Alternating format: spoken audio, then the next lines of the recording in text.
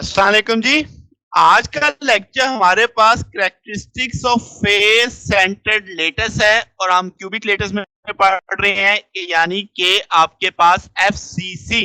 तो face centred cubic में आपने कैरेक्टरिस्टिक्स देखनी है कि क्या क्या उसके 9 पैरामीटर्स हमने रखे हुए हैं। इससे पहले हमने सिंपल क्यूबिक के लिए देखा, फिर हमने बॉडी सेंटर्ड के लिए देखा, तो आज हम फेस सेंटर्ड के लिए देख रहे हैं।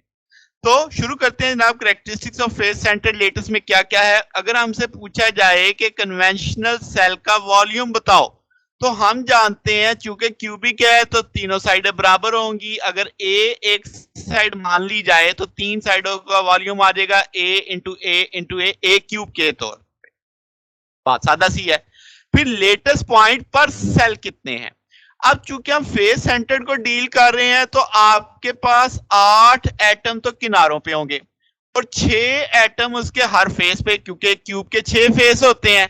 अब मसला ये है कि ये जो 8 एटम किनारों पे हैं, हर एटम 8 यूनिट सेल के साथ शेयर हो रहा होगा।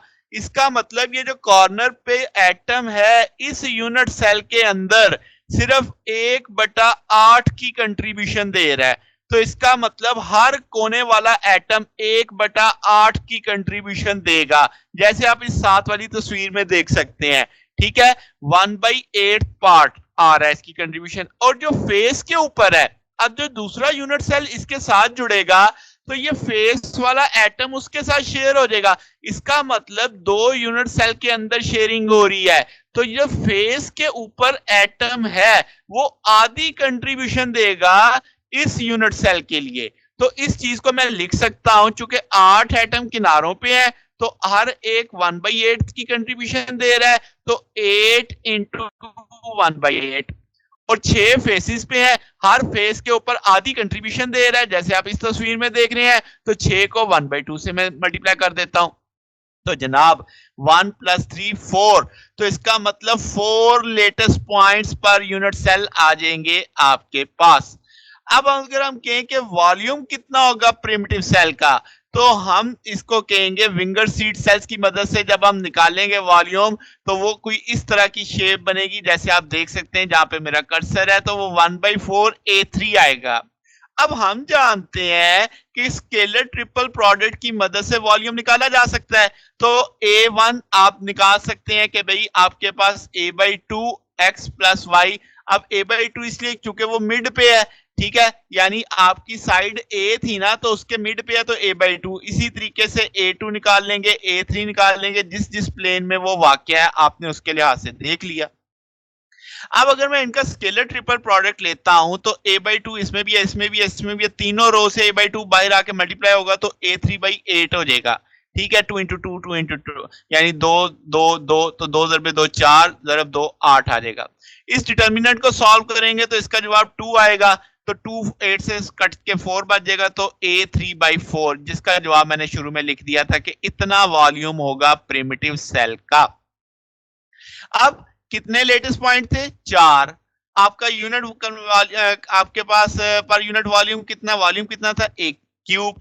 तो हम लेटेस्ट पॉइंट्स पर यूनिट वॉल्यूम अगर कोई हमसे पूछे तो 4/8 आ जाएगा, यानी 4 लेटेस्ट पॉइंट्स A3 आपके पास वॉल्यूम के अंदर है, तो आपने वो लिख दिया। अब नंबर ऑफ नियरेस्ट नेबर, अब इसमें एक टर्म आती है, अगर कॉर्नर से आप देखेंगे तो जो एटम आपके आपके नियरेस्ट होंगे वो FC एटम कहलाएंगे। मगर मैं आपको फेस सेंटर से समझाता हूं कि भाई आपने ये ब्लैक कलर का जैसे एक देख लिया है, आपने सिलेक्ट कर लिया है। अब इसी की प्लेन में आपको 4 दिख रहे हैं, इससे ऊपर आपको 4 दिख रहे हैं जो फेसिस पे हैं, और आपके पास लेफ्ट आपके राइट फेस पे, दूसरे एंड वाली फेस पे, आपके लेफ्ट वाली फेस पे, टॉप वाले एंड वाले फेस पे, अगर आप एक क्यूब को इमेजिन कर सकते हैं। इसी तरीके से 4 नीचे वाले एंड पे हैं, यानी आपकी प्लेन से नीचे भी 4 आपके, जिसे हम FC एटम कह सकते हैं। तो 4 जमा 4 जमा 4 टोटल कितने हो जाएंगे? 12 हो जाएंगे। ठीक है, यही चीज आप कॉर्नर से भी प्रूव कर सकते हैं। मैंने आपके फेस सेंटर्ड वाले एटम को लेके प्रूव कर दिया, समझाना आसान था। फिर क्या है जनाब, अब आपके पास अगर हम कहें इनका डिस्टेंस कितना होगा, तो वो मैंने बता दिया पहले, A/√2। अब वो हम कैसे पता निकालेंगे, जरा वो देख लेते हैं। अब आपको पता है कि भाई सेंटर्स में आधी कंट्रीब्यूशन है, किनारे पे 1/8 की कंट्रीब्यूशन है, जैसे आप देख सकते हैं इस ग्राफिक में बड़ी आसानी से दिखाया जा सकता है। तो अगर आप फेस डायगोनल लेते हो, जैसे आपको ए सी दिख रहा है, तो इसमें कितना आपका डिस्टेंस आएगा, दैट इज आर, 2r और r, जैसे आप इस फिग में देख सकते हैं। तो वो टोटल 4r बन चुका होगा आपका, ठीक हो गया। अच्छा, तो अब अगर मैं कहूं AC तक जाना है तो AB प्लस BC भी किया जा सकता है, यानी ट्राइंगल पाइथागोरस थ्योरम लगाया जा सकता है। तो AC स्क्वायर बराबर आ जाएगा AB square plus BC square. तो AB स्क्वायर आप जान सकते हैं A के बराबर है क्योंकि आपकी क्यूब है, और BC भी A के बराबर है, तो क्या हम इसे 2A स्क्वायर मान लें।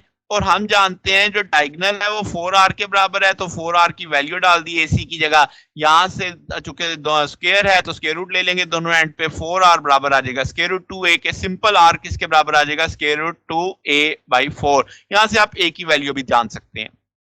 अब क्या है जनाब, नंबर ऑफ नियरेस्ट नेबर आपके पास वो 2r के बराबर आ जाएगा। तो आप देख सकते हैं कि ये 2r है, इसका ये नेबर, इसके ये नेबर है। तो अब आपने r की वैल्यू प्लेस कर दी, ये कट के आपके पास a/√2 आ जाएगा, जो मैंने शुरू में लिख दी थी। तो अब आपको नियरेस्ट नेबर का डिस्टेंस मालूम है, कैसे आता है वो भी मालूम है।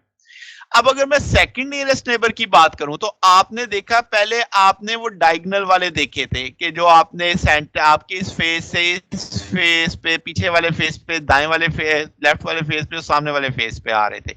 अब जरा देखो कि बिल्कुल आपने अगर इसको कॉर्नर के लिहाज से समझा तो इसके में आपके पास जो 8 दूरी पे है, 4 आपके पास इस प्लेन में, एक टॉप पे एक बॉटम पे, तो इसके नेबर में 6 आएंगे आपके पास, ठीक है। अब ये आपको सारे फेस सेंटर्ड दिखाया गया है यहाँ पे, और आपको दूरी अंडरस्टूड है कि हर एक, जैसे आप एक एज से दूसरे एज तक जा रहे हैं तो दूरी कितनी आ जाएगी, एक ही आ जाएगी। अब जनाब पैकिंग फ्रैक्शन की बात करें तो हम जानते हैं कैसे निकाला जाता है कि तमाम एटम्स का वॉल्यूम उसे डिवाइड कर देते हैं यूनिट सेल के वॉल्यूम से। तो पहले तमाम एटम्स का वॉल्यूम, तो यूनिट सेल में कितने एटम थे, 4। तो मैंने चूंकि स्फीयर शक्ल में होता है तो 4 को 4/3 पाई r क्यूब से मल्टीप्लाई कर दिया। यूनिट सेल का वॉल्यूम मैं जानता हूं a की पावर 3 था, तो यहां से a की वैल्यू निकाल ली। 4 दूसरी तरफ जाएगा, स्क्वायर रूट 2 दूसरी तरफ जाके डिवाइड करेगा, ये आ जाएगा। इसको सॉल्व किया नहीं तो 2 स्क्वायर रूट 2 इंटू r की पावर 3 लिखा जा सकता है। तो ये दोनों वॉल्यूम लेके, जो तमाम एटमों का वॉल्यूम है यूनिट सेल में और यूनिट सेल का वॉल्यूम लेके, इसको हम डिवाइड कर देते, रेशियो ले लेते हैं। इसको सॉल्व आउट करें तो π/2 स्क्वायर रूट 2 आएगा, 0.74 माना जा सकता है परसेंटेज में। तो इसका मतलब FCC के अंदर 74% क्रिस्टल एटम्स ने ऑक्यूपाई किया होता है, 26% क्या होता है, एम्प्टी होता है। तो ये हमारे पास कैरेक्टरिस्टिक्स थी FCC की। तो आपके पास प्रूफ है इन सारी चीजों का, जो अक्सर बुक्स में चार्ट की सूरत में लिखा होता है। तो अब आप सिंपल क्यों BCC और FCC की तमाम कैरेक्टरिस्टिक्स का प्रूफ भी जानते हैं और समझते हैं ये वैल्यूज कैसे आई। तो ये जनाब आज का हमारा टॉपिक था। अगर आपको इसमें कोई बात पूछनी हो, डाउट हो, तो नीचे कमेंट्स में पूछ सकते हैं। वीडियो अच्छी लगी हो तो वीडियो को लाइक कीजिएगा, दोस्तों के साथ शेयर कीजिएगा, चैनल को भी सब्सक्राइब कर दीजिएगा। अब तक के लिए इतना ही, बाकी इंशाल्लाह फिर नेक्स्ट देखेंगे। ओके, अल्लाह हाफिज।